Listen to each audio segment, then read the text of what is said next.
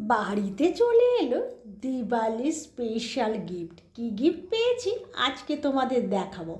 তো দেখো, আজকে পেয়েছি গিফটে অফিস থেকে, আমার বরের অফিস থেকে আজকে একটা মিষ্টির প্যাকেট দিয়েছে। আর কি গিফট দিয়েছে তাহলে দেখতে থাকো, ভীষণ সুন্দর গিফট।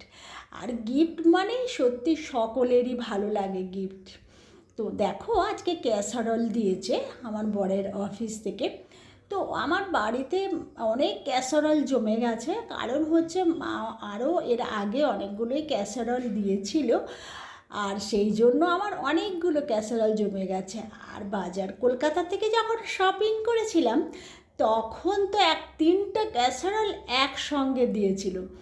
তো যাকে, কিন্তু গিফট তো ভীষণ ভালো লাগে আর কালারটাও ভীষণ সুন্দর। তোমাদের কার কার অফিস থেকে এই ধরনের গিফট পেয়েছো অবশ্যই জানিও তো।